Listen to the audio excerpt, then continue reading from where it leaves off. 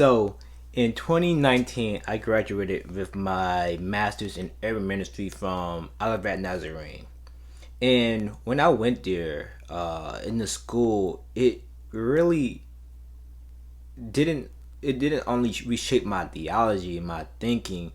It reshaped how I view church outside of the church, right?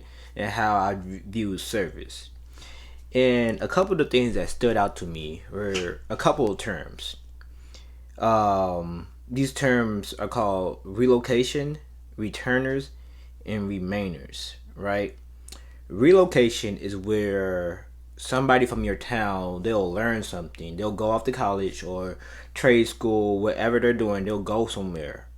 And they will relocate to the different area. Returners are those that go out to those places of knowledge. They'll learn what they can, like even if they do it on their own, like DIY, and they'll go somewhere. They'll learn something, and then they will return all that they learn to the people that live in proximity to them. And the final term is remainers. Those are ones that grow up in the community, like from childhood to adulthood, and everything that they're learning, they pour back right there. Like they don't leave, right? Like they can go off to school or something. Like they don't leave. Like they don't leave where they're like where they're living. Like where they're born is where they're gonna die. And this is important for communities because what we see is sometimes you see a lack of young people or a lack of change because there's different notions, right?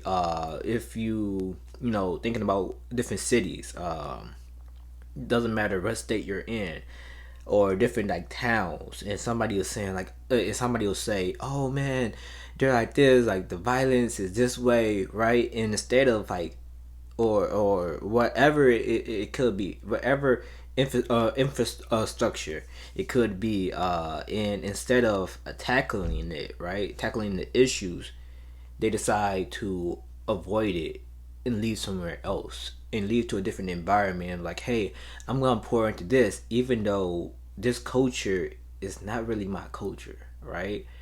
And uh, when they do that, sometimes they denounce where they grew up, like their original dwelling place. That's not for everybody. Like that's like just my example of it. And for the returners, they see that there's a need and they want to go out to get the knowledge and bring it back to start something out, because a lot of these places, there's good in it. You just have to see it. There's good things happening. And for remainers, it's the same thing as returners. And for myself, this is why it's called starting it from the ground up. Like how I left off last week with what I was saying. For me, like I wanted to do both. It's like I wanted to go somewhere to the city to serve, to do ministry, but I wanted to stay where I was, right? And what I found out in that process of not getting the job that I felt like I could have had, right? But for me, in that time, God was using it to teach me patience. He was using it to teach me positivity, right? To teach me to be optimistic. Like I wasn't like trying to say like, oh man, I deserve this job. Like this is like, if I don't have this, I can't, like I'll amount to nothing. Like no, like for me in the process, I was like, hey God, your will. And even afterwards, when I didn't get it, I was thinking about it from different ways. It's like, hey, I think I know why I didn't get the job. Like I was not, it wasn't meant for me, right? What was meant for me in that period of time was to go out, to grow in that season, to learn different things, and to return. to my community, to my like everybody in proximity to me, right? And instead of taking everything that I learned and going to the city, I would have did a great job, of course, because God is in it. But at the same time, I'll be looking back and thinking, what could have, what could I have done if I didn't leave where I was? And like that's faith. That's spark plug of faith. Like starting it from the ground up. Like if God is telling you to build something, build it. He'll give you the team. And for me, I'm one of the ones that I trust God, like what He's doing, right? But I want to find these tools, like these resources that like I want to learn. I'm like, hey, I need this, I need this, and God is like, no, like you just need to listen to me. Just do it. Like trust the word, trust me, just do it. And it's scary, but it's liberating, right? It's like you having this basketball coach or whatever coach, and they're saying just go out and do your best. Go out, shoot the shot. Like man, shoot a shoot. Like if you miss one, keep on shooting. You're gonna make one. Create your shot. Create your shot. Create your business. Create your ministry. And when it's from the ground up, it doesn't mean that it's all on you.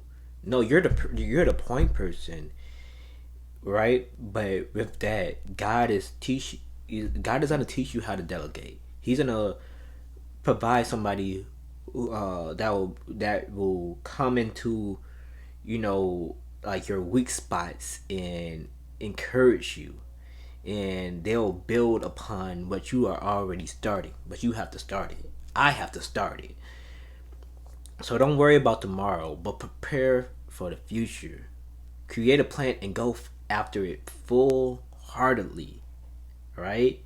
And I'm in the school of counseling at GSU, and one of the terms that we learn, one of the therapies that we learn is existential therapy, and it's talking about teaching the client how to take ownership, take responsibility for their lives.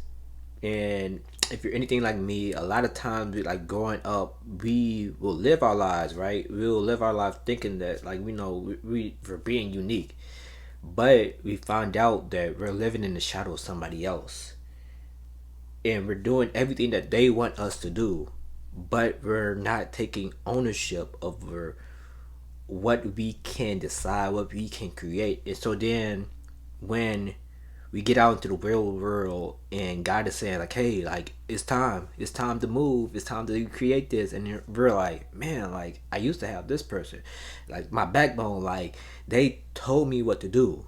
But God is saying like, hey, I know that, like I put them in your life for a reason, or I had these situations, like some of them could have been bad, right?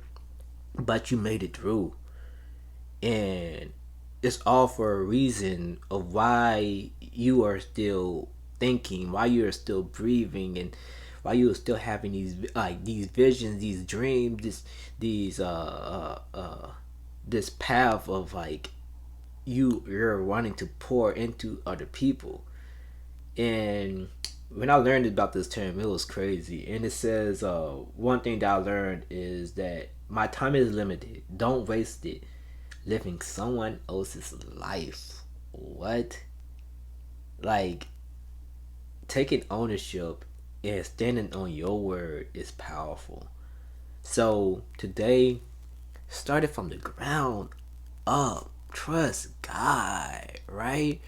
And when you go out, like you can relocate. It's awesome. Like you can relocate, but when you relocate, know that responsibility doesn't go away. What God was meaning for you to do in the place you left, He's gonna want you to do the same thing where you're going, right? And ultimately, like, you can't run away from God's will, right? You can decide to not fulfill it, and that's on you. You can decide to not fulfill fulfill it, but God's gonna still be calling out to you, right? And when you decide not to fulfill it, like you're the one that's gonna be called back out to. Like when you're not like reaching other people, like hey, when you're not ministering, when you're not building community, it's not gonna go on them per se. Like they can, like, there'll be different flaws, like they can make mistakes, but it's gonna go on you because you made the decision not to do anything. You made the decision not to act. Inaction is still an action. Not deciding to do something is still an action. So not deciding to do what God wants you to do is still an action because you decide. You decided not to do anything. So, hey, I poured a lot on you, but hey, that's me. And you need that. All right. So I'll see you guys next Friday at 7 o'clock, same place, same time. Look at my hair. Ooh, new style, new cut, fresh cut. Yes, indeed. And peace.